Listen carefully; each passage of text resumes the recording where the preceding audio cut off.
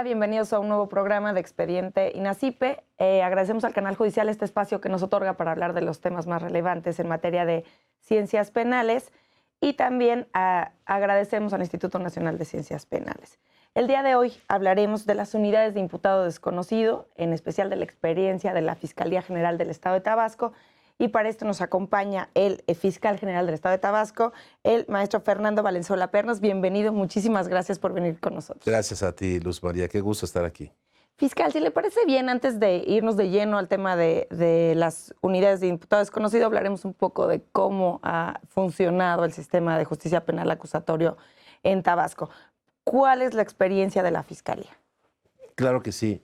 Mira, Luz María, Tabasco no fue la excepción como el resto del país, donde nos encontramos ante una institución que tenía en su práctica consignar ante el juez casos que hubieran sido determinados por la flagrancia, pero no por la investigación. Nuestro historial estadístico nos decía que el 85% de los casos, no menos de ello, llevado ante el juez, era porque había habido un detenido en flagrancia. Muy pocos eran aquellas investigaciones en las que solo por la presión de la víctima o porque habían sido eventos escandalosamente mediáticos, se llegaba a resultados derivados de una investigación. Entonces nuestra gran apuesta fue centrar, primero retomar la naturaleza de la institución que es investigadora y centrar nuestra atención en dos ejes importantísimos.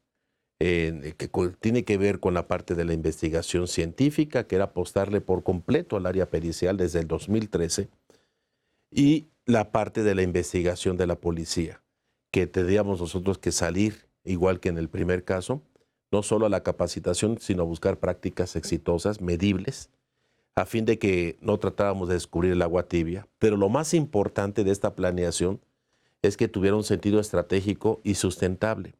Es decir, que no se nos convirtiera en una moda, que no nos ganara la emoción de tener un resultado inmediato, sino que pudiéramos evaluar su desempeño y hacerlo sustentable en el transcurso de la institución, de la administración. Entonces trazamos ejes estratégicos. Uno de ellos, sin lugar a dudas, le apostamos por todo al recurso humano, que fue el tema de la profesionalización, hasta llegar a la meta, una de las metas deseables, que en este caso ya la tenemos desde septiembre del año pasado, que es el servicio civil de carrera, con asientos ciudadanizados, donde están representados directores de carreras de derecho de universidades privadas como la Autónoma de Guadalajara, como la del Valle de México, en el caso de la Olmeca, en el caso de Tabasco, y la Universidad Autónoma, que es la Juárez Autónoma de Tabasco.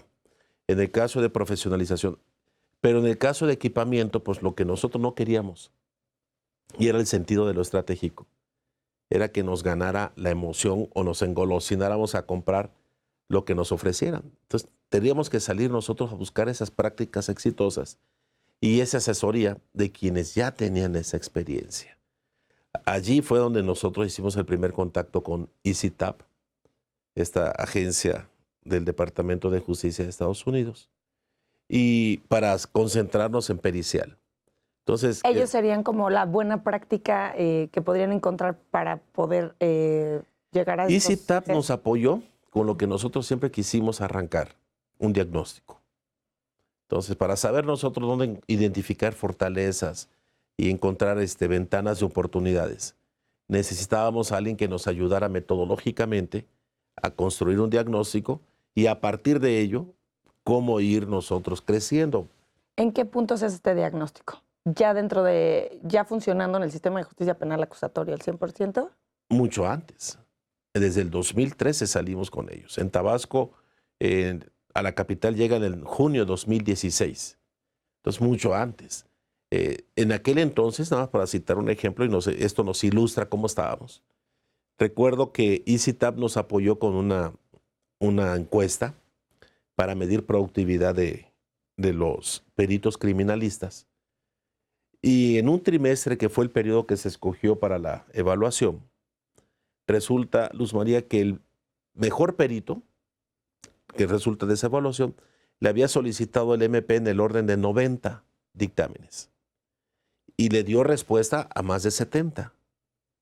Y en ese mismo periodo el perito peor calificado, solo le pidieron 13, no 90, 13, y no respondió un solo dictamen. Entonces se trataba de acotar esa brecha de productividad a partir del primer programa con el que ellos nos ofrecieron, que le llamaron estandarización.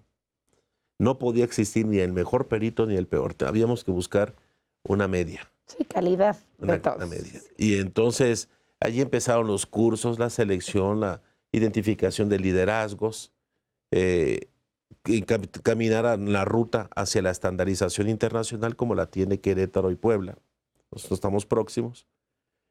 Y sobre todo, y hacia la construcción de su propio edificio, que fue en todo momento diseñado, avalado el proyecto por ICITAP.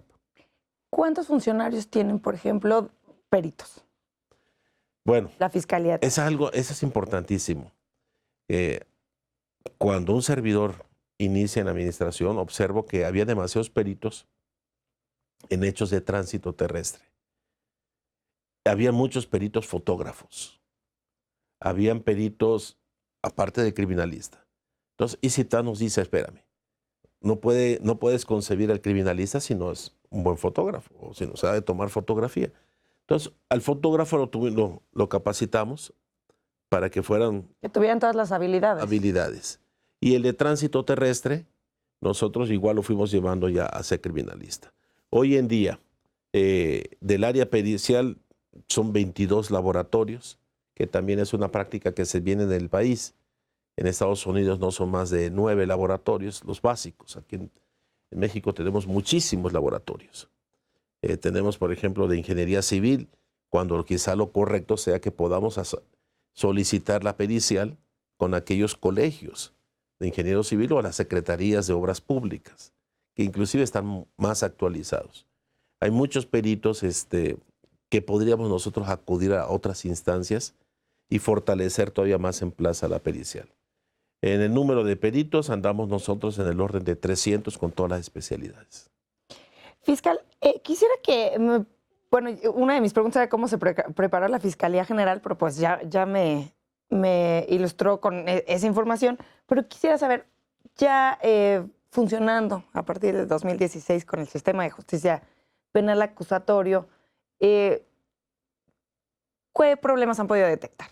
¿Y cómo ha funcionado el sistema de justicia penal acusatorio? Porque sabemos cómo se prepararon, pero no sabemos cómo ha funcionado. Trae etapas, Luz María.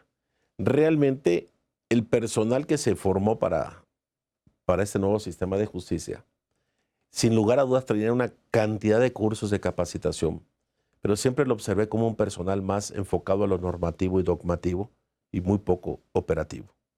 Entonces, te podían recitar, que si gustas, el Código Nacional de Procedimientos, pero en la práctica, pues lo que menos querían era enfrentarse precisamente en la al cambio, ¿no? al juicio oral. No querían saber nada de eso. Entonces empezamos con menos me sobran dedos en la mano para un estado que somos más de 2 millones de habitantes, que generamos en total más de 60,000 expedientes en un año. Me sobran dedos para que judicializaran. Entonces fue un proceso y ahí USAID jugó un papel fundamental. Que es otra agencia, ¿no? Que es otra de las agencias dentro de estos sistemas de projusticia. Más allá del curso, nos ayudó con el acompañamiento. La capacitación a la que hacía referencia, que cuando inician ya habían tenido muchos cursos, es la capacitación que se dio en general a las procuradurías, la que dio CETEC y algunas que hayan tenido por parte del Estado. Así es, pero eran masivas. Sí. Pues es que el reto era muy grande también, sí, ¿no? Era grande, eran masivas. Que fueron buenas, nada desaprovechable. Fueron buenas porque les permitió acercarse y contextualizar el nuevo sistema. Sí, era un cambio fuerte. Ahora entrábamos ya a las partes muy específicas. Por ejemplo, ahorita el área de alto impacto en Tabasco está tomando unos talleres sobre técnicas de litigio. Ya no la vinculación, sino cómo vas a litigar. Claro. Entonces, en este momento, ya es raro en Tabasco conocer un fiscal del Ministerio Público que no esté litigando. Es muy raro. Entonces, se animaron, allí un reconocimiento y da gusto tener ese tipo de equipo de trabajo.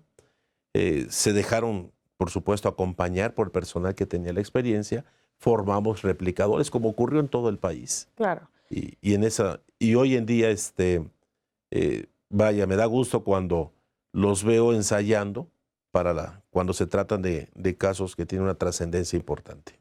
Sí, este tema de la oralidad era un cambio radical para los operadores del sistema de justicia penal. Había algunas fiscalías que tenían hasta sus salas de juicio oral para poder Nosotros ahora en junio ¿no? esperamos tenerlas, sí.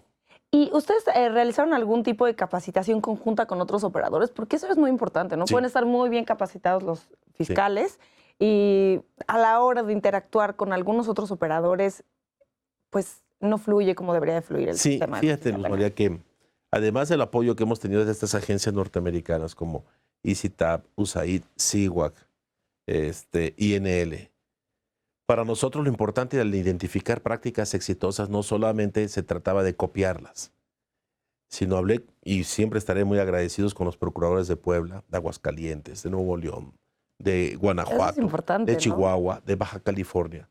Me permitieron tener personal por estadías de buen tiempo.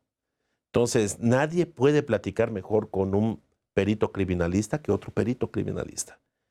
No hay mejor código de comunicación entre con un policía que otro policía. Entonces, cuando queríamos nosotros, por ejemplo, investigar y compartir y conocer las experiencias en el combate al robo a vehículo y robo a casa habitación en Nuevo León, nos dieron cobijo por un buen rato. Cuando quisimos desarrollar sistemas de medición de desempeño y sobre todo la unidad de atención temprana, que ahí enfocamos mucho, Guanajuato nos dio cobijo por un buen rato.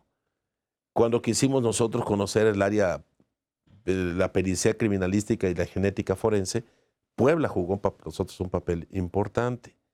Cuando quisimos nosotros ver los temas de género, pues Chihuahua tuvo un papel fundamental, pero en acompañamiento. Entonces, el personal operador, que no siempre eran los mandos, los operadores, en su gran mayoría son los que han viajado y han estado por tiempos prolongados en esas fiscalías o procuradurías. Pues que esto es muy importante, ¿no? Es compartir las buenas prácticas. Muchas veces pensamos que los estados son celosos de sus buenos resultados y ahora podemos ver cómo no, cómo se trabaja de forma conjunta.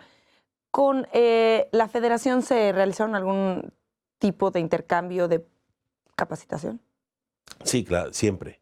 La federación, bueno, primero que se trata de una institución muy grande como la PGR. Entonces, en materia, sobre todo pericial de laboratorio de genética forense, pues están los mejores. En materia en algunas periciales como de explosivos están los mejores.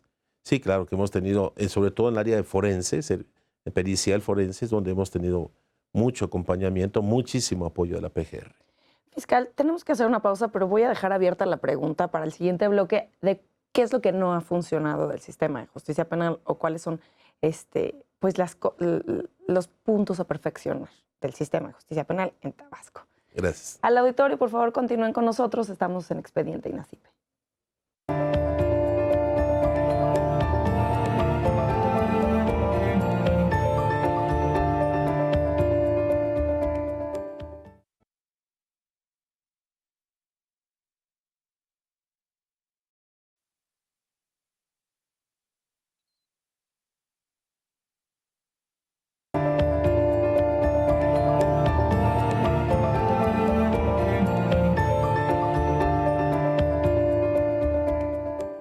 Gracias por continuar con nosotros en Expediente INACIPE. Les comento que pueden estar en contacto con nosotros a través de las redes sociales del canal judicial que aparecerán en sus pantallas a lo largo del programa y también en nuestro Twitter que es @expediente_. Queremos saber sus comentarios y sugerencias acerca de nuestros programas.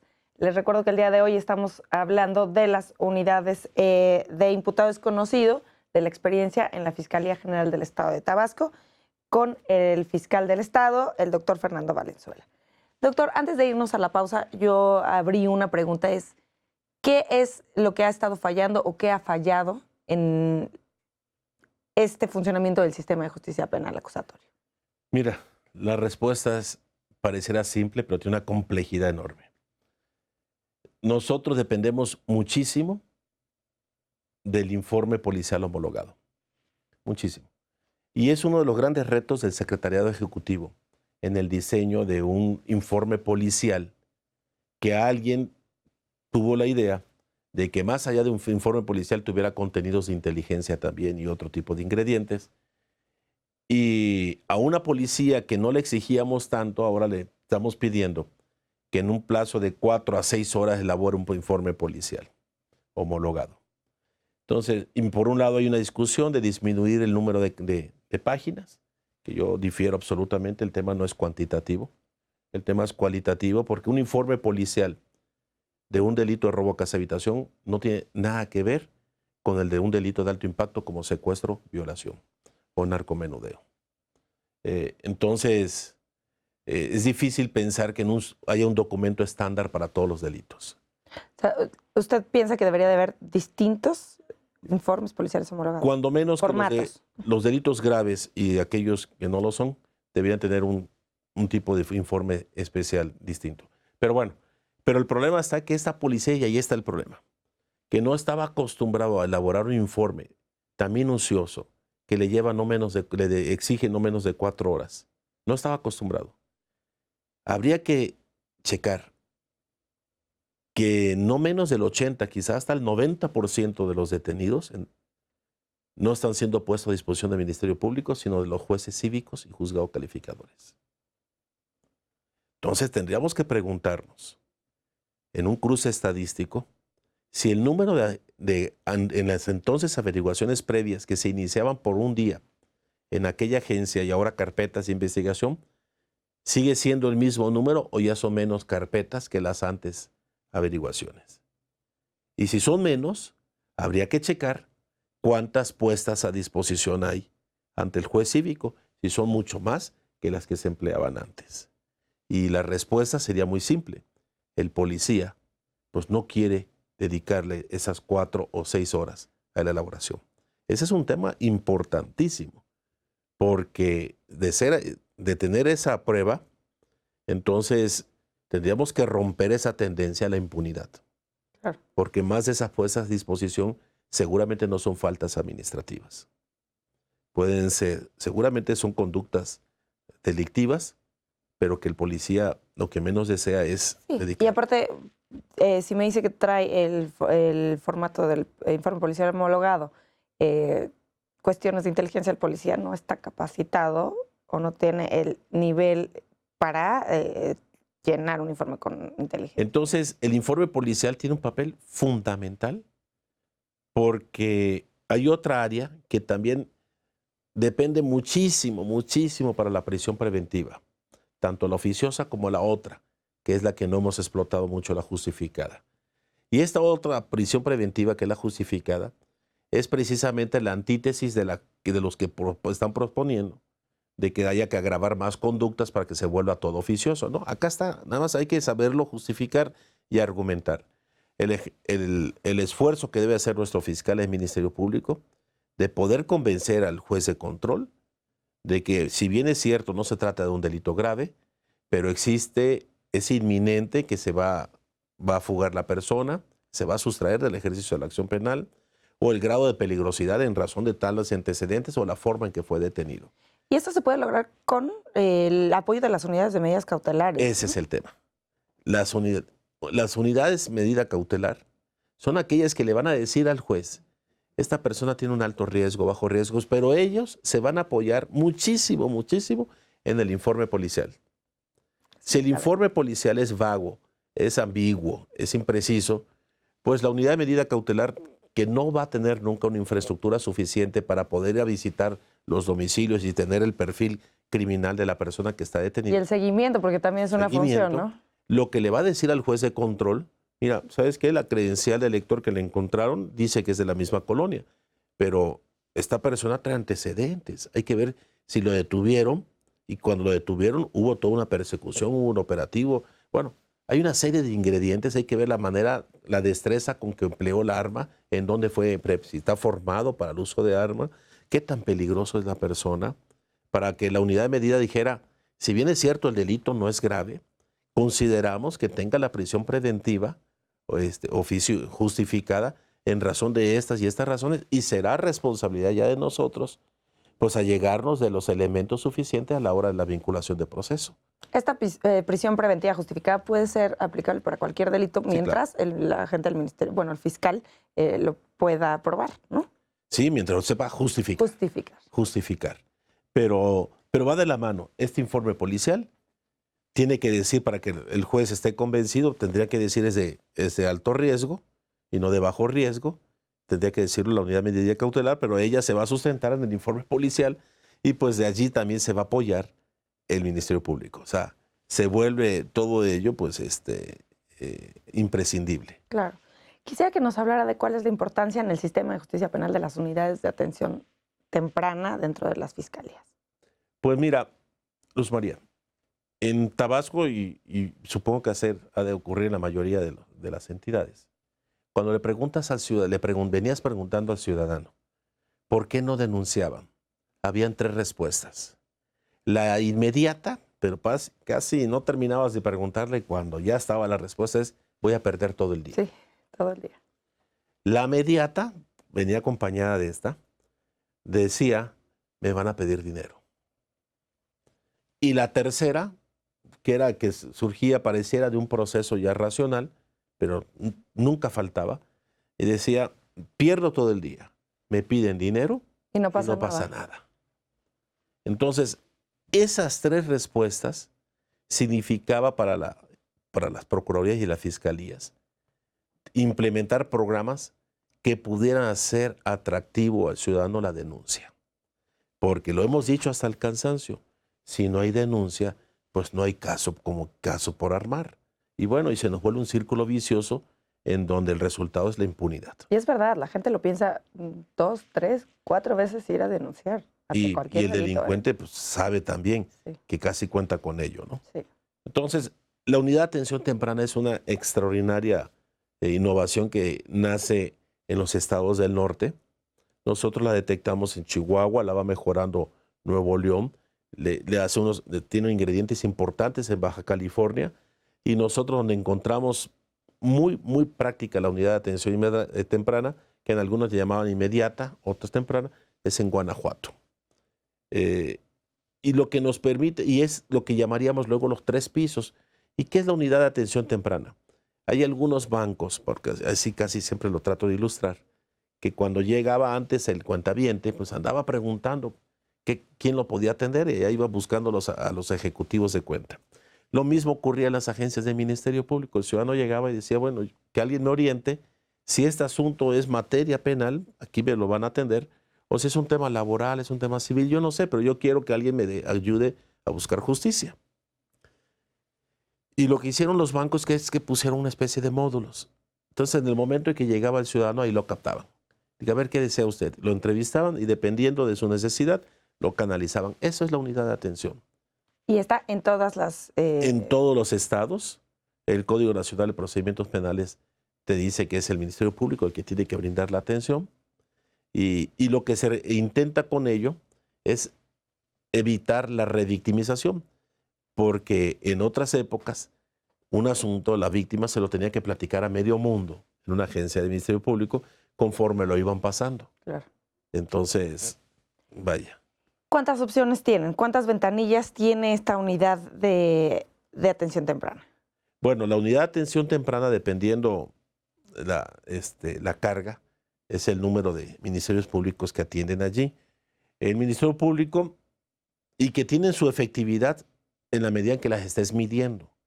Nosotros en Tabasco la medimos en ocasiones hasta 2 veces por semana. El tiempo. El tiempo. Y es muy fácil porque el momento en que llega el ciudadano le dan su ticket, como comentabas.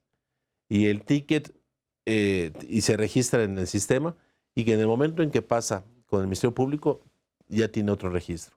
Entonces, para nosotros lo importante saber es que ese tiempo se tiene que ir acotando. ¿Y la canalización?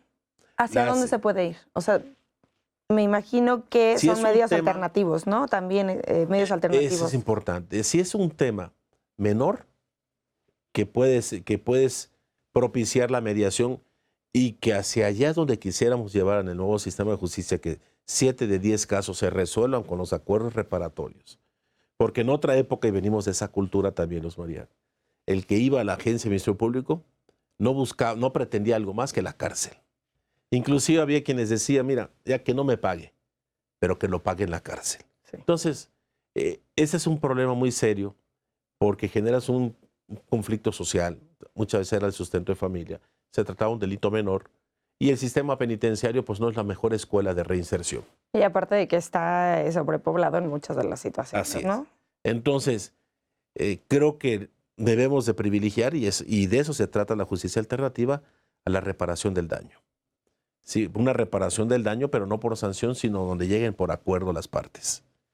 De tal manera que cuando se acude a la unidad de atención inmediata, si el asunto es menor y es reparable, inmediatamente lo canalizan con los facilitadores. Ellos están dentro de la fiscalía, los facilitadores. Sí, en todas las fiscalías del país existen los programas, existen las categorías de facilitadores, que es el que le va a facilitar esa reparación. No va a mediar, no va a imponer. Las partes tienen que asumir precisamente que son parte del problema y que tienen que ser parte de la solución de un problema. Porque pueden haber reparaciones, y en Tabasco no ha sido la excepción, donde la simple reparación del daño fue un perdón que esperaba la otra parte. El simple perdón, pero el perdón auténtico. Y es impresionante eso. Y sí ha funcionado. Los mecanismos alternativos en Tabasco han funcionado. Han funcionado y estamos en un proceso de fortalecerlos porque pues, el venir de un sistema tradicional con el mismo personal, con la misma infraestructura, hacia un nuevo sistema en donde existe esta posibilidad de que reparen los daños a través de facilitadores, a través del acuerdo que lleguen las partes, requiere su propia infraestructura. Y algo que lo hace funcional al sistema de justicia alternativa es algo muy simple, es la notificación. Entonces puedes tener muy buenos facilitadores, con muy buena disposición y capacitación. Pero la clave es que te estén notificando a las partes. Y para ello requieres toda una unidad de notificación que se carecía en el país. Porque en otra época, inclusive los temas de la averiguación previa, era la propia policía quien notificaba. Claro. No había ni siquiera notificadores para ello. Entonces, nosotros creamos una coordinación de notificadores y en este mes precisamente consideramos contar ya con el 100% de las plazas y los vehículos para la notificación de todos los temas que logra la justicia alternativa. Y, fiscal, ¿en dónde se encuentran estas unidades de imputado desconocido? En el caso de Tabasco, nosotros creamos un área de inteligencia, hoy en día elevado a la categoría de dirección. Ahí están. Interactúan con la unidad de atención temprana. ¿Entran por la unidad de atención temprana? Sí, con ellos, porque ahí nos canalizan. ¿Y de qué se trata, Luz María?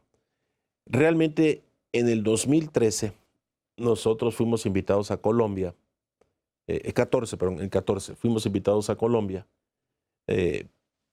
para conocer las experiencias y sus técnicas en el combate al secuestro. A partir de esa fecha, nuestras unidades han estado yendo a capacitación a Colombia y en otros casos han acudido aquí en la Ciudad de México. Estando un servidor en Colombia, yo alcancé al grupo de muchachos que se estaban capacitando. Fui por 2 o 3 días. Me invitaron a conocer una unidad que tenía estas características y que la habían creado para los delitos de violencia, delitos sexuales. Y tuve la oportunidad de conocer en aquel entonces, en el 2014, lo que ahora le llamamos la trilogía. En aquel momento, presencié durante 20 minutos que el Ministerio Público, el policía de la Fiscalía y el policía nacional estaban interactuando sobre un caso de violación. Y allí me explicaron, que solo contaban con 36 horas para identificar al agresor, en donde no tenían más datos la víctima. No la había podido, o porque traía el rostro cubierto, o porque perdió el conocimiento la persona, o porque estaba muy oscuro el lugar donde se cometió el ilícito. Y la forma en que interactuaban ellos, bajo la conducción del Ministerio Público, nos dio la pauta para formar analistas y crear la Dirección de Inteligencia, que contamos con todo el apoyo del Secretariado Ejecutivo porque no había una partida presupuestal para eso. Entonces nos crearon la partida y nosotros de los recursos del FAS asignamos en aquel entonces entre 8 y 10 millones de pesos de capacitación que nos los dio la Policía Federal. Y así nace así nace la Dirección de Inteligencia. Cuando lo que hicimos fue traer la experiencia de ellos, porque en esas 36 horas, esa unidad, si no resuelve, los pasa a la Fiscalía de Delitos Sexuales. Pero tienen que resolverlo. Y la clave de ellos son las técnicas empleadas en el tema de las testimoniales, el uso y análisis de cámaras. Y bueno, y se nos hizo bastante atractivo, porque históricamente todo aquel asunto que se denunciaba sin evidencia alguna, sin testigos, pues olía a archivo y a rezago. Entonces, esas carpetas de archivo temporal era el sinónimo de un rezago, de una impunidad, porque si el policía no tenía mayor información. ¿Cuáles son las características del imputado desconocido? De verdad no tienes no sabes quién fue. Ni idea. Pero, por ejemplo, en la Ciudad de México hay muchos asaltos, ¿no? Que vas en el tráfico y llegan y te asaltan, ¿no? Entonces, sí, ahí sí pudiste ver el rostro, pero no sabes nada más. O sea, solamente, y eso sí tuviste tiempo de poder ver el rostro. Robo a comercio. Por ejemplo, lo aplicamos en robo a comercio, que ahorita está implicada, la unidad de imputado desconocido está trabajando inmerso en un programa que le llamamos Resultados Rápidos de 100 días y está dedicado al delito de robo a comercio. Robo a comercio. El propietario del establecimiento abre la cortina y se da cuenta que está vacío. Eso ocurrió en la madrugada. Pues él no vio a nadie. Él no tiene velador. Él no tiene cámaras. Entonces la unidad de imputado desconocido pues le va a preguntar. Sí, le va a preguntar por su personal, sin la pretensión de criminalizar, pero vamos a ver las cámaras alrededor, vamos a ver los turnos de la policía, se va a hacer el rastreo criminalístico para buscar huellas. Entonces va a hacer una serie de pesquisas para buscar los indicios básicos. Y esto lo hace la unidad. Solamente apoyada con... En el caso de robo a comercio de solo la capital de Tabasco, donde estamos trabajando el programa, se lleva más de 6,000 casos, es decir, más de 6,000 carpetas de investigación analizadas, procesadas. ¿Qué significa? Que todas las carpetas pasan al área de inteligencia y todas no solo se suben a una plataforma, sino se desglosa. Y a partir de allí hacen los cruces con pericial, con policía de investigación, con policía cibernética y empiezan a construir los primeros indicios que al día de hoy, de esas más de 6,000 carpetas, se tienen ya perfectamente vinculados a 51 personas, pero estas 51 personas nos permiten esclarecer más de 400 carpetas. Claro, o sea, es de nada de información, se va hilando. O sea, eso es un trabajo de inteligencia. ¿Cuál es el perfil de las personas que trabajan en las unidades? Bueno, varía, porque pueden ser, en este momento estamos hablando de robo a comercio, pero la pretensión es que una vez que concluyamos en el pilotaje de este programa, lo podamos replicar gradualmente a otros delitos. Entonces, puede ser sociólogo, ingeniero en sistemas, abogado. Tenemos médicos veterinarios también allí, porque va a aplicar para vigiato también. Ah, claro. Entonces, no precisamente tiene que ser abogado. Lo que nosotros hemos procurado en el perfil es que sí sean jóvenes y de ser posible sea su primer trabajo, porque es todo un proceso de formación que nos lleva ahí el secretariado ejecutivo, hoy en día le llaman analistas tácticos, y ya tenemos cursos que nos ha otorgado el FBI. Han habido estancias en Cuántico, en Washington, por parte del FBI, y traemos ofertas también en puerta de otras agencias norteamericanas. Y por supuesto tienen que tener conocimientos del sistema de justicia penal acusatorio. Imprescindible, se les forma sobre el transcurso, pero no es una carrera en común. No necesitamos que sean, hoy en día se le llama analistas tácticos, son procesadores de la información. ¿Por qué jóvenes? Pues porque el joven se le familiariza mucho el uso de redes, claro, el uso de la tecnología. Vienen con el chip del ya traen ese chip del milenio. Sí. Estas unidades de imputado desconocido, usted los conoció en Colombia, pero se están desarrollando en México. ¿Hay otras entidades federativas que las estén adoptando o es obligado? Bueno, nunca es obligado, pero sí en la Conferencia Nacional de Procuración de Justicia se compartió la experiencia. Hay estados que traen un buen desarrollo también ya de imputado desconocido. No son la mayoría, pero sí los hay, con muchísimo gusto. Y hay toda la pretensión de homologar el modelo a nivel nacional. El modelo... Claro, perdón, Sí. Luis. La ventaja que llevamos es que nosotros dedicamos una cantidad importante del recurso del FAS en el 2014. Es decir, desde el 1 de enero del 2015 traemos más de 35 muchachos formados y eso es una fortaleza impresionante. Muchos de mis compañeros procuradores fiscales están en ese proceso de formación, porque hay que destinarle el recurso y te consume un tiempo, que es un año más o menos. Claro, ustedes ya tienen avanzada la formación del... Tuvimos, la verdad, que la suerte de conocerlo eso en Colombia y la gran oportunidad, el privilegio del secretario ejecutivo que nos haya apoyado en su momento para poderlos capacitar y crear esa área.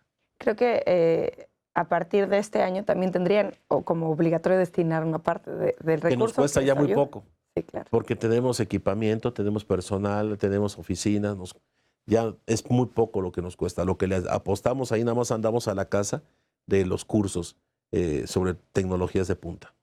Señor fiscal, tenemos que hacer una pausa nuevamente, pero regresamos con el tema. Al auditorio, por favor, continúen con nosotros. Estamos en Expediente INACIPE.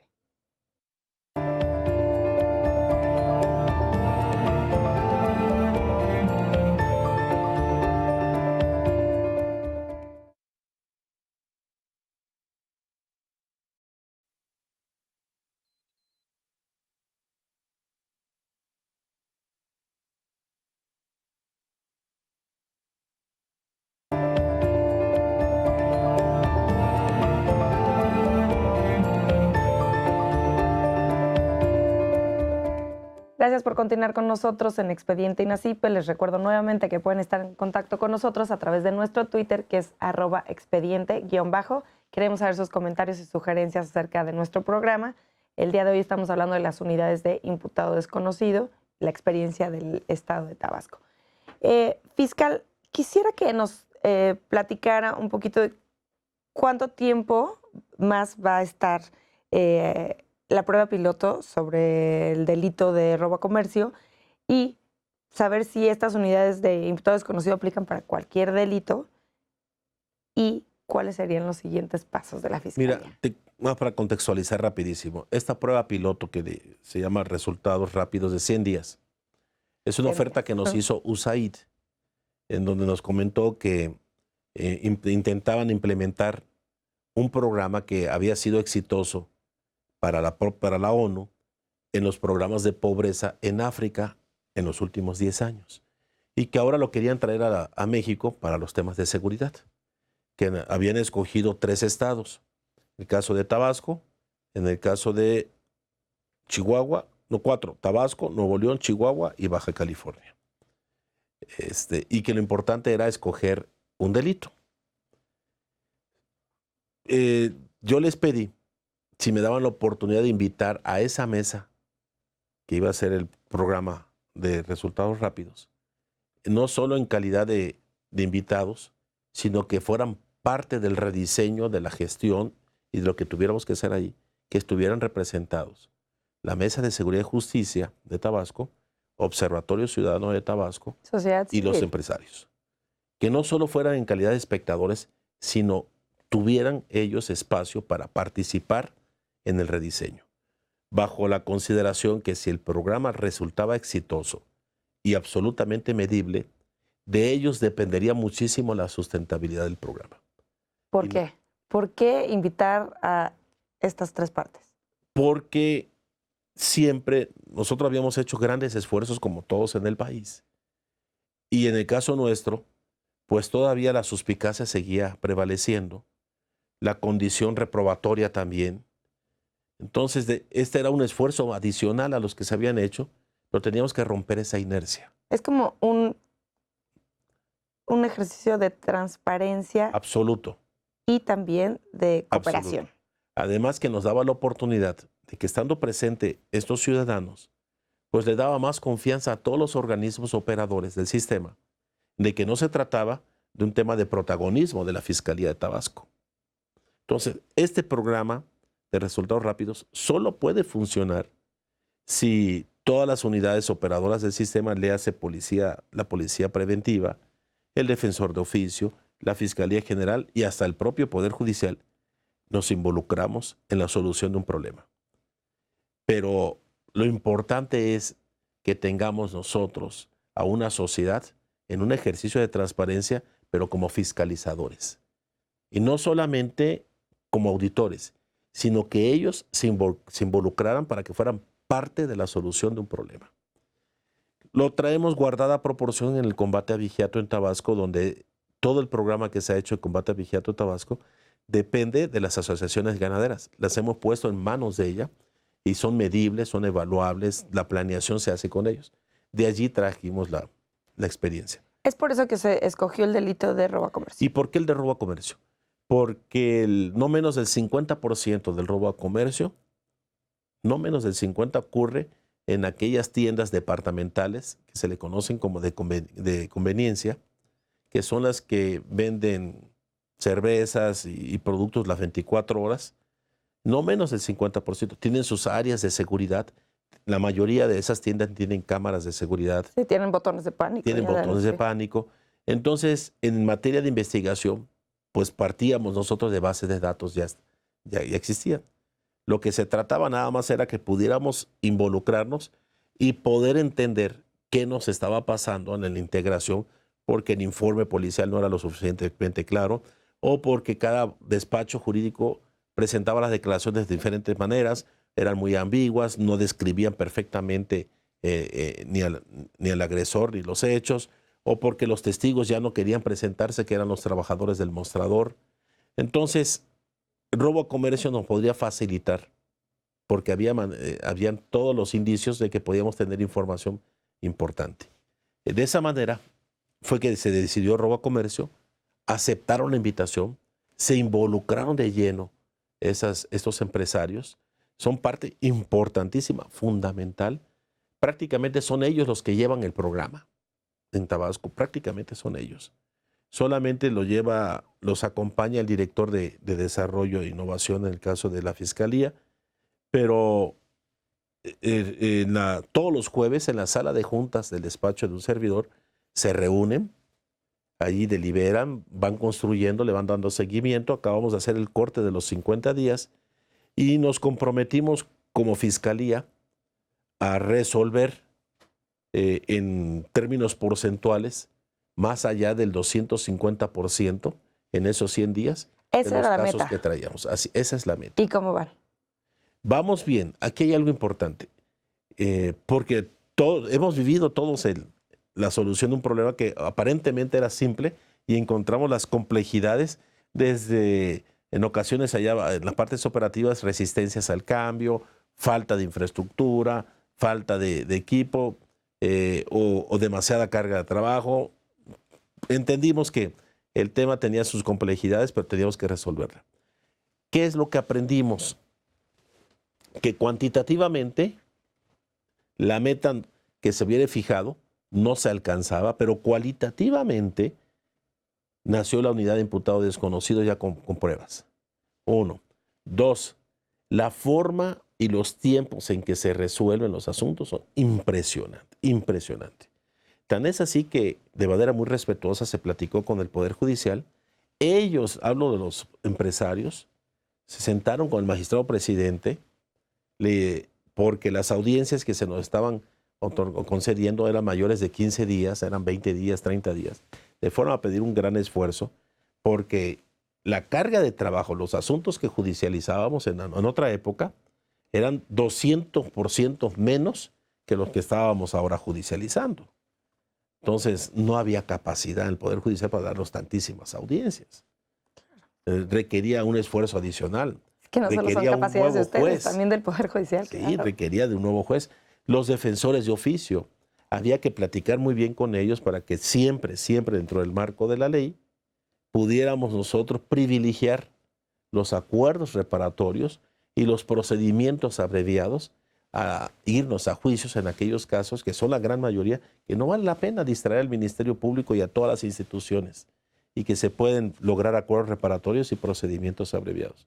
Entonces se trataba sin lugar a dudas de romper inercias y que no nos viéramos como competencias ni instituciones antagónicas, siempre dentro del marco legal, respetando autonomías, respetando independencias de los órganos, pero la importancia de que estén participando los empresarios hace muy transparente el programa. Aquí es imposible la simulación, no cabe, que nos echemos porras, porque estos empresarios que están participando, Luz María, pues son los dueños de los negocios que están siendo robados. Sí, claro. Entonces son sus propios intereses lo que a ellos los motiva a involucrarse y también un gran sentido de responsabilidad social, porque ellos traen agendas empresariales y están ellos destinando una parte de su esfuerzo al programa. Al programa.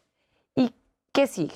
Por ejemplo, sin hablar de los delitos, ¿qué es lo que sigue después de esta prueba piloto? Sí. Bueno, una vez que se concluyan los 100 días, que acabamos de pasar los primeros 50, hace la semana pasada, replicarlo al siguiente delito.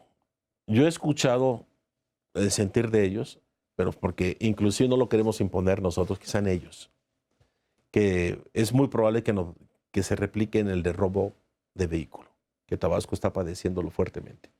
El de robo de comercio trae una disminución en la incidencia delictiva en Tabasco desde la puesta en marcha del programa, impresionante. No solo la solución de temas. O sea, también ha disminuido la incidencia. Incide muchísimo, muchísimo. Entonces, el próximo delito posiblemente sea el de robo de vehículos. Es que está muy bien porque despresuriza por todos lados, ¿no? El sistema, ¿no? Y es que el joven que participa en el robo de comercio muchas veces tiene que ver los robos de casa y habitación y muchas veces es el conductor que contrata para trasladar los vehículos que fueron robados. Entonces, encontrarse cuando imputado desconocido hace su trabajo, detener a uno de ellos significa no solo sacarlo de circulación, sino identificar su red de vínculos.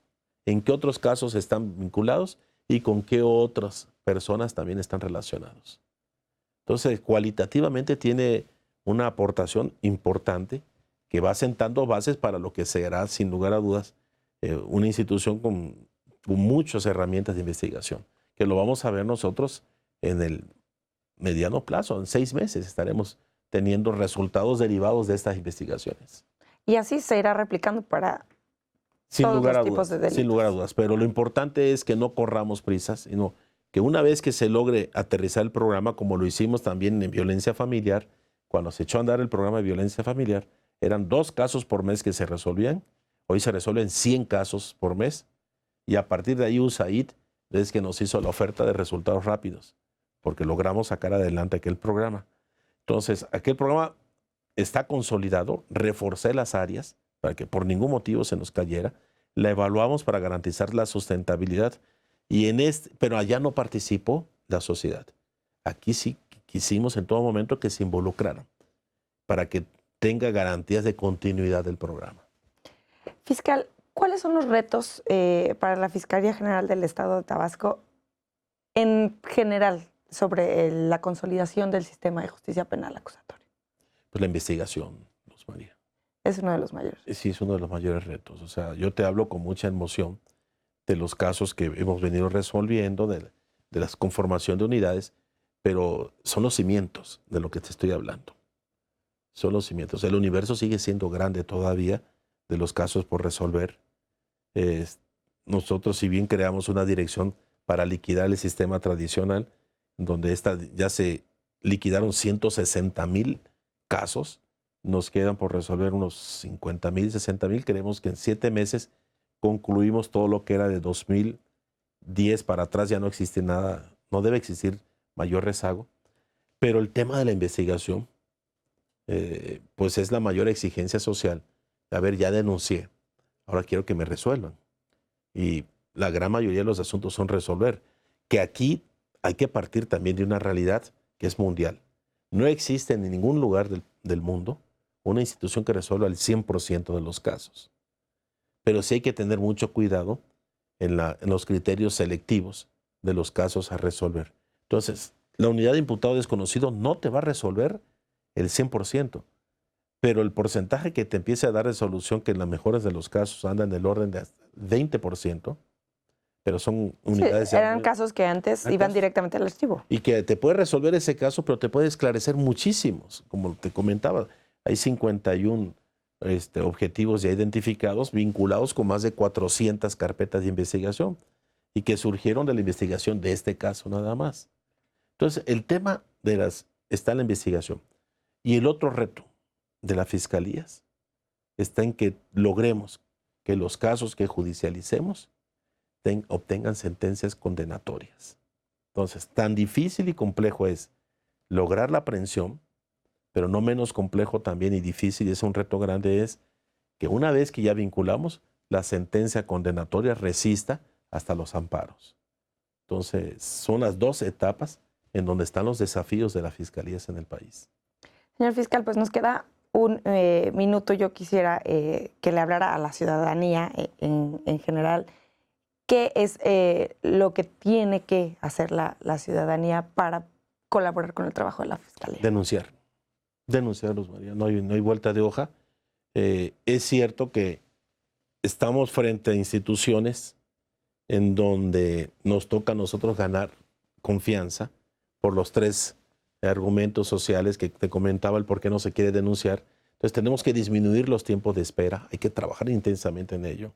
Tenemos que trabajar intensamente y nunca bajar la guardia en los temas de depuración por la parte de la corrupción, que si le están solicitando dinero a la persona, pero también afuera nos tienen que ayudar a no ofrecer, porque el tema de corrupción en las fiscalías y procuradurías, Luz María, es de ida y vuelta. Es de los dos lados. Sí. Es de los dos lados.